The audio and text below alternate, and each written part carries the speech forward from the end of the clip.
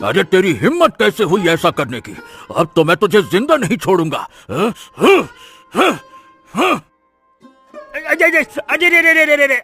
अरे सेठ जी ऐसा मत करिए। अरे मुझे मत मारिए, मुझे बहुत तकलीफ हो रही है सेठ जी। अरे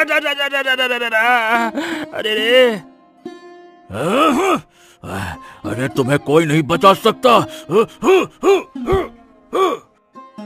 फिर सेठ बुरी तरह से वीर को मारने लगा और मारते मारते उसे इतना मारा कि वीर वहीं बेहोश होकर गिर पड़ा।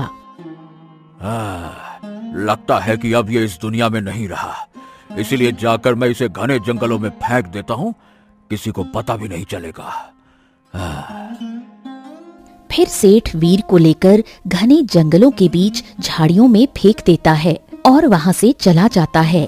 तभी अचानक वीर की आंखें खुलती हैं। अरे मैं कहाँ हूँ? मुझे घर जाना है। मुझे जाना ही होगा। की गाय पर जाती है जो कि अंधेरे में खड़ी थी।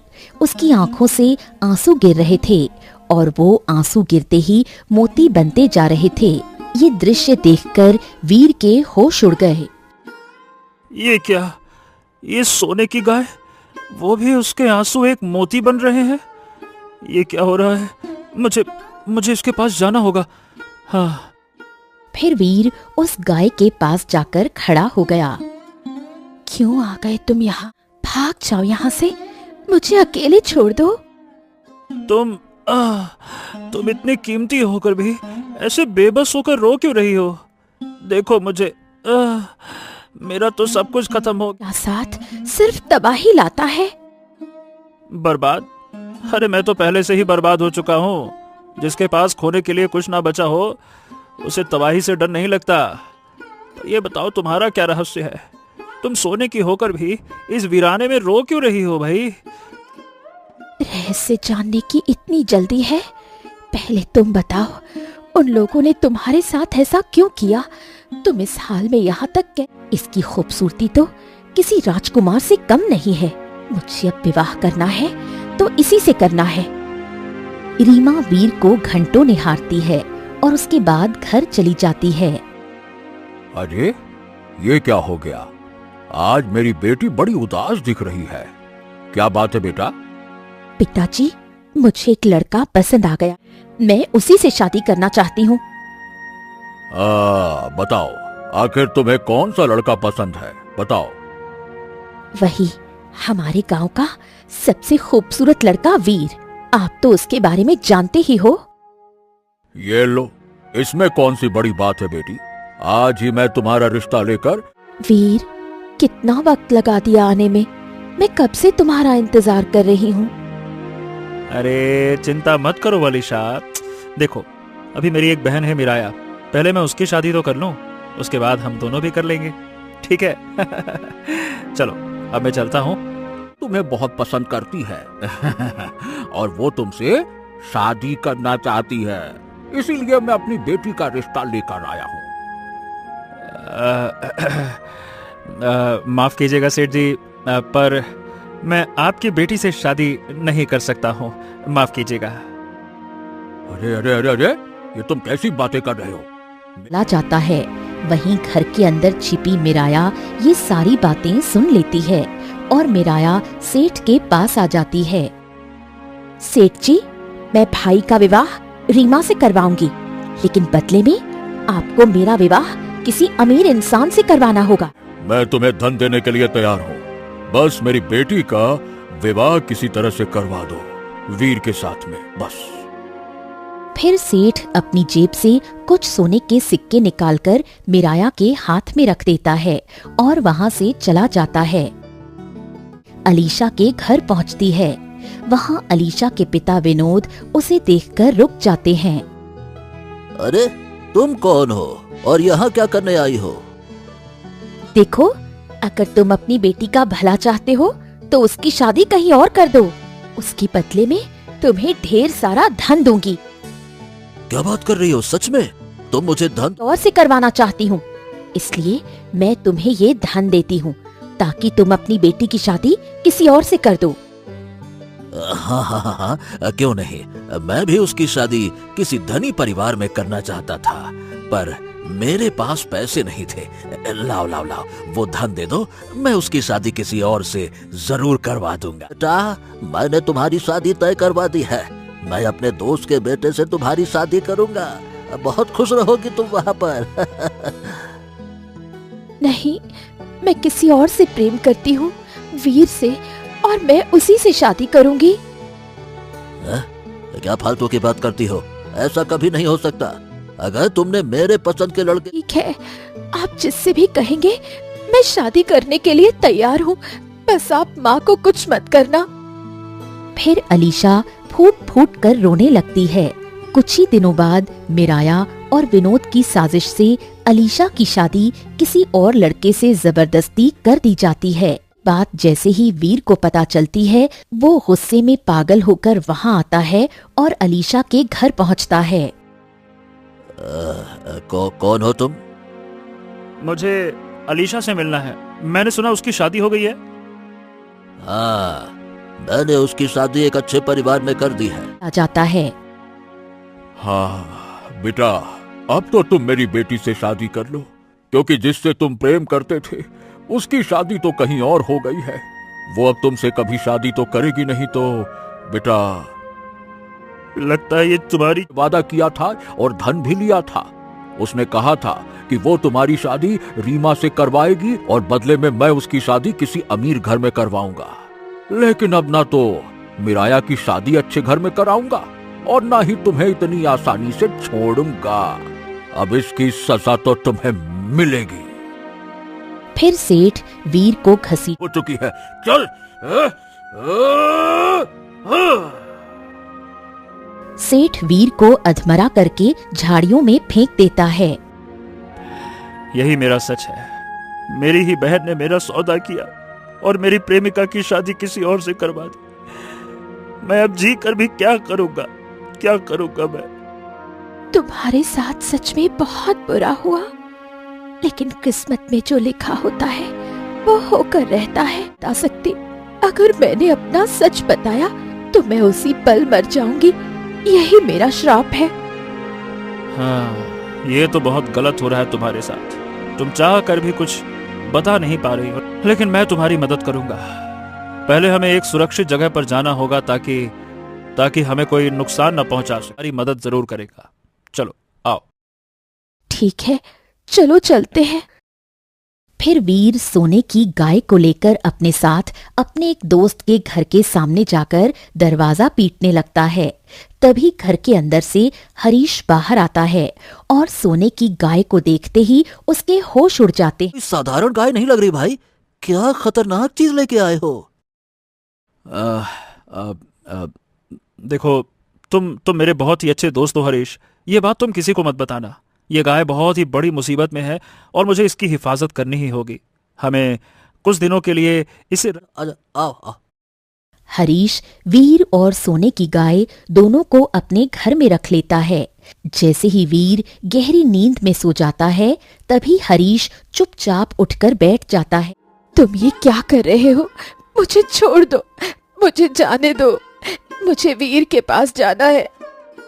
अच्छा, तो तुम बोलने वाली गाय हो। राजा ने तब ही कहा था उसको सोने की गाय चाहिए, लेकिन तुम तो बोलती भी हो। हरीश उसकी एक नहीं सुनता और उसे खींचते हुए राज दरबार में ले जाता है। राजा सूर्यभान जैसे ही सोने की गाय को देख, हम कब से ढूंढ रहे थे। वाह वाह वाह, क्या बात है। महाराज, मैं इसे लेकर आ गया हूँ। मैंने आपकी घोषणा सुनी थी और ये गाय जैसे ही मुझे मिली, मैं इसे फौरन यहाँ लेकर आ गया। मैंने इसके लिए अपने दोस्त को धोखा दिया है महाराज। आप ये गाय रख लीजिए, लेकिन इसके बदले आपको मुझे इस राज्य का मंत्री बनाना पड़ेगा महाराज। अरे मंत्री क्या, तुम जो कहोगे वो। सेनापति भी हम बनाने के लिए तैयार हैं तुम्हें। हमें तो ठीक है महाराज, मैं अभी इसे ले जाकर गौशाला में बांध देता हूँ। चल। अरे चल। फिर हरीश लालच में अंधा होकर गाय को घसीटते हुए ले जाए और उसे गौशाला में बांध देता है। वहीं दूसरी तरफ जैसे ही वीर की आंखें खुलती हैं, वो पागलों की तरह सोने की गाय को ढूंढने लगता है। हैं? ये क्या? मैंने तो यहीं पर सोने की गाय बांधी थी। कहाँ चली गई? अरे हरीश, गाय! हरीश, भाई हरीश! हे भगवान, ये क्या? की गाय। हे भगवान, मेरी जिंदगी में इतनी तकलीफ तो थी, पर वो बेचारी गाय, उसकी जिंदगी में भी बहुत दुख था। मैं उसे बचाना चाहता था, पर मैं उसे बचा नहीं पाया। कोई तो रास्ता दिखाओ भगवान, मुझे कुछ करना होगा, मुझे कुछ करना होगा। क्या करूं? शायद वही मुझे रास्ता बताएंगे कि आखिर वो गाय कहाँ जा सकती है। और हरीश उसे लेकर गया है कि वो अपने से गई है, और हरीश कहाँ गया है, सारे सवालों के जवाब मिलेंगे। वीर दौड़कर साधु महाराज के चरणों में गिर पड़ता है और फूट फूट कर रोने लगता है। साधु महाराज, साधु महाराज, थक गया हूँ महाराज, थक गया हूँ, कहीं नहीं मिल रहा वो। तुम जानते हो आखिर वो गाय कौन है? मुझे नहीं पता साधु महाराज, मैंने उससे सच जानने की कोशिश की थी, पर उसने कहा कि अगर वो सच बताएगी तो वो उसी वक्त मर जाएगी। मैं क्या बताऊं? सुनो पुत्र, वो कोई गाय नहीं बल्कि एक इंसान है था। सुबह का वक्त था। घने जंगलों के बीच तालाब के अंदर सितारा स्नान कर रही थी। तभी वहां से राजा सूर्यभान गुजरा और सितारा की सुंदरता देखते ही मोहित हो गया।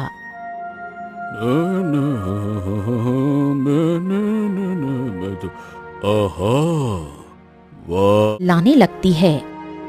आपकी हिम्मत कैसे हुई मुझे इस तरह चोरी छिपे देखने की? क्या तुम्हें शर्म नहीं आती? कैसी अप्सरा? अरे तुम्हारी सुंदरता ने हमें विवश कर दिया कि हम तुम्हें देखते रहे एक टक। हम तुम्हें अपनी रानी बनाना चाहते हैं। तुम हमारे साथ हमारे महल चलो। कभी नहीं, मैं आपसे विवाह नहीं कर सकती। मैं किसी और से, एक चरवाहे से प्रेम करती हूँ और उसी की रहूंगी। नहीं, ऐसा कभी नहीं होने देंगे। तुम हम जैसे एक समर्थ राजा को छोड़कर एक मामूली चरवाहे से प्रेम करोगी? हम उसे अभी जान से मार देंगे, क्योंकि तुम सिर्फ हमारी हो, हमारी। आप कुछ भी कर लो महाराज, पर मैं अपने प्रेम। अलग बात है ये। ओह, तो तू भी यहाँ आ गया। चल, मैं कहता हूँ चुपचाप यहाँ से चला जा।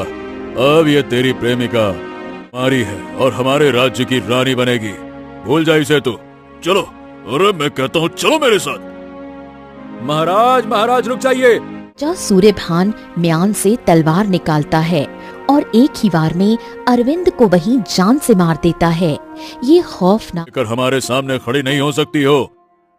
आपने मुझे हासिल तो कर लिया महाराज, लेकिन आप मुझे कभी पत्नी के रूप में नहीं पा सकते। अगर आपने मेरे नजदीक आने की कोशिश की तो मैं इसी खंजर से अपनी जान। जिंदा रहने का भी कोई हक नहीं है। आज हम तुम्हें खत्म कर देंगे। मुझे मरने से डर नहीं महाराज, मैं खुद मरना चाहती हूँ। माई बाबा के पास पहुँचता है। कहिए बाबा, आपने हमें इतनी जल्दी में क्यों याद किया? कहिए। राजन, अपनी पत्नी को मारो मत। उसे ऐसी सजा दो कि जिससे वो जिंदा भी रहे और तुम्हें धनवान भी बनाती रहे। ऐसी कौन? और इसका शरीर सोने का हो जाएगा। ठीक है। बस रोई, तड़पी, गिड़गिड़ाई। पर राजा ने उसे काल कोठरी में कैद कर दिया। उसे रोज तड़पाया जाता ताकि उसके आंसुओं से मोती गिरे। पर एक दिन वो मौका पाकर महल से भाग निकली। बाप रे, ये तो बहुत अनर्थ हुआ महाराज। है। ये लो। ये कैसा जल है महाराज? ये अभिमंत्रित जल है, पर याद रखना वो अपने असली रूप में तभी लौटेगी जब तुम्हारा बलिदान होगा। बिना त्याग के ये श्राप नहीं टूटेगा। सितारा तक पहुंचना है। वीर राजमहल के द्वार पर पहुंचता है, जहां सैनिक उसे रोक लेते हैं। ओए, कहाँ जा रहा है? अरे मैं एक फकीर हूँ बेटा, कई दिनों से भूखा हूँ, महाराज से मिलना है। सुना है कि यहाँ हमारी क्या हालत कर दी है इन जालिमों ने। तुम्हारे प्रेमी को मारा और तुम्हें ये श्राप दिया, मुझे सब पता चल गया है। वीर, तुम्हें एक और बात बतानी है अभी, जो तुम नहीं जानते, तुम्हारी माँ के बारे में। क्या? मेरी माँ? हाँ वीर, तुम कोई और नहीं,